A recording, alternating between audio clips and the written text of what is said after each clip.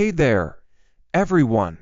Thank you so much for joining us again on our channel. Today, we're going to dive into an incredibly interesting and thought-provoking topic, the hidden truth about Jesus. Now, I'm not here to convert any of you or spread any particular religious beliefs. This video is all about exploring the historical and cultural context of Jesus' very own life. So, without further ado, let's jump right in. Did you know that Jesus was, in fact, a carpenter by trade? He was born around a time when the Roman Empire was at its absolute peak, and his teachings were often misunderstood and overlooked by those in authority over him. His very message of love, compassion, and forgiveness was truly revolutionary for that time at hand. Jesus was also, of course, a Jew, and his teachings were deeply rooted in his own Jewish traditions and beliefs. He was just a man of his time. His message, however, has continued to resonate with people from all walks of life for well over 2,000 years now. That's it for today's video, everyone.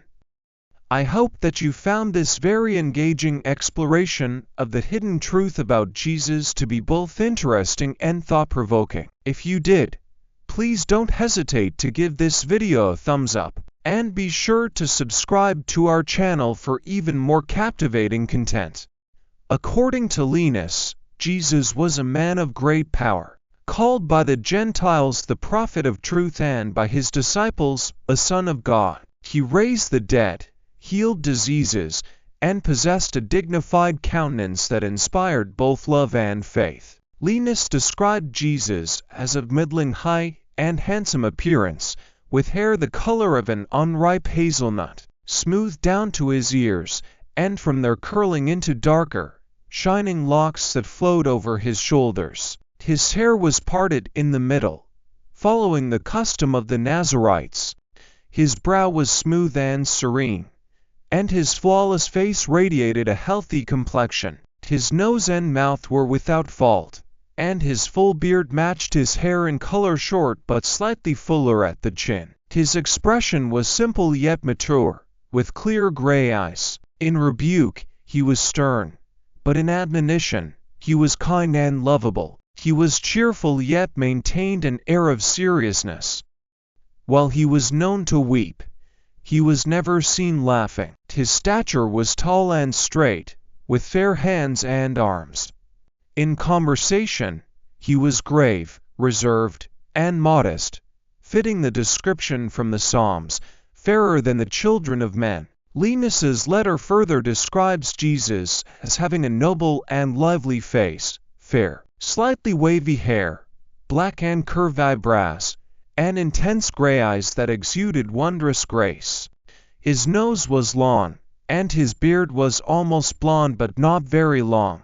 His long, untouched hair framed a slightly inclined neck, giving him an appearance that was neither bitter nor arrogant. His tan face, the color of ripe corn, was well proportioned and conveyed wisdom, sweetness, and goodness, devoid of any hint of anger. This description closely aligns with traditional portraits and was likely written in Jesus' presence. Similar detailed accounts were provided by the Greeks about the apostles and the Virgin Mary, just as they did for the heroes of Troy, the 2nd century church fathers, Justin Martyr and Irenaeus. Referenced Isaiah 53:2 to argue that Jesus' appearance was humble and unremarkable. He has no form nor glory nor beauty.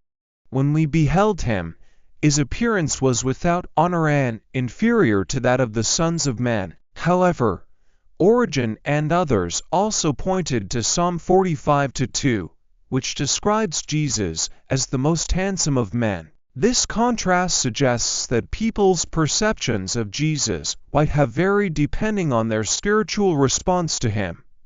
This mix of different images of Jesus was not just in Europe. In the 16th and 17th centuries, some pictures of Jesus started to show people from places like Ethiopia and India. But in Europe, Most paintings showed Jesus with light skin, and this idea spread to other parts of the world through trade and colonization. However, what Jesus really looked like is not the most important thing. What truly matters is that all baptized Christians can have faith that one day, after our time on earth, Jesus will welcome us into heaven. On that day, we will see Him face to face, in a way beyond anything we can imagine. What do you think about the Lentulus letter? Do you believe it gives a true description of Jesus, or is it just a story? I'd love to hear your thoughts in the comments. Thanks for watching, and I'll see you in the next video. This blending of identities was not limited to Europe.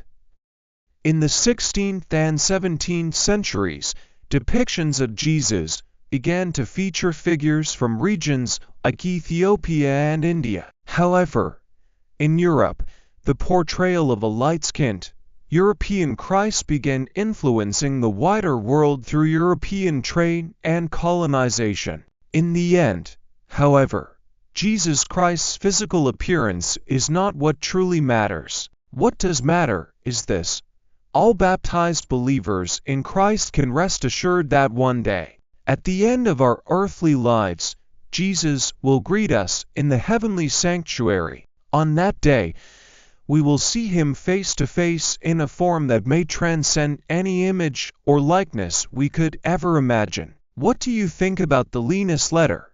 Do you believe it provides an accurate description of Jesus, or do you think it's more of a legend? I'd love to hear your thoughts in the comments below. Thanks so much for watching, and I'll see you in our next video.